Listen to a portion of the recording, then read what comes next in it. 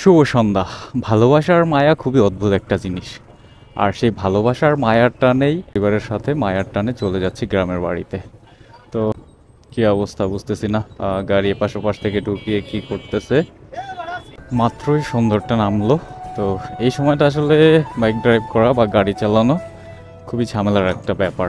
কারণ এই সন্ধ্যার টাইমটায় প্রচণ্ড পরিমাণে পোকা, যেগুলো একদম যদি স্পিডে একটু গাড়ি থাকে চোখের সামনে এসে চোখের মধ্যে লাগে, তো খুবই বিরক্তিকর।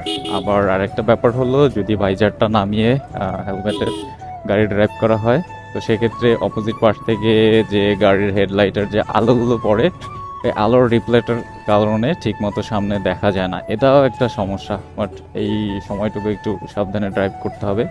ব্যস্ততম হাইওয়েতে চলে আসলাম, ঢাকা বরিশাল মহাসড়ক। এই হাইওয়েটা আসলে প্রচণ্ড পরিমাণে ব্যস্ত থাকে।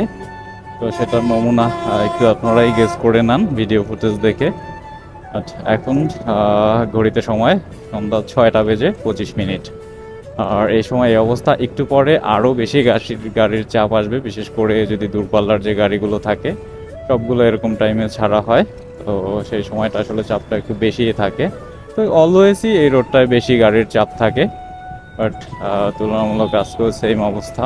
একটা জিনিস খুবই ভয় লাগতেছে, আমার বাইকের পিছনে কেরিয়ারে একটা ব্যাগ বাঁধানো। তো অনেক সময় কেরিয়ারে যে বাঁধানো জায়গাটা, ওই জায়গাটা একটু ধারালো টাইপের থাকে। তো বাইকের যে মাঝে মাঝে ভাঙা রাস্তা বা স্পিড ব্রেকারগুলো ওভারটেক করার সময় যে ঝাঁকিগুলো লাগে, ওই ঝাঁকিতে আস্তে আস্তে করে ওই ব্যাগের যে ফিতাটা থাকে ওটা কেটে যাওয়ার একটা পসিবিলিটি থাকে।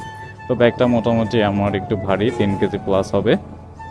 জানি না কি অবস্থা, ঠিক মতো বাড়িতে নিতে পারি কি না। পরপর আমি খেয়াল করতেছি যে আদৌ ব্যাগটা আছে কিনা। কারণ ব্যাগটার মধ্যে এমন একটা জিনিস, প্রিয় মানুষ বলে কথা, যে বললাম যে নারীর টানে বা ভালোবাসার টানে বাড়িতে যাচ্ছি, সেই ভালোবাসার মানুষগুলোরই কিছু পছন্দের একটা জিনিস এই ব্যাগের মধ্যে আছে। তো আমার যত্ন সহকারে সেটা নিয়ে পৌঁছাতে হবে, মানে কোনো প্রকারের এদিক সেদিক না হয়। এই কারণে আমি একটু একটু পরে পিছন দিকে তাকিয়ে তাকিয়ে দেখে রাখতেছি যে আমার ব্যাগটা ঠিকঠাক মতো আছে কিনা।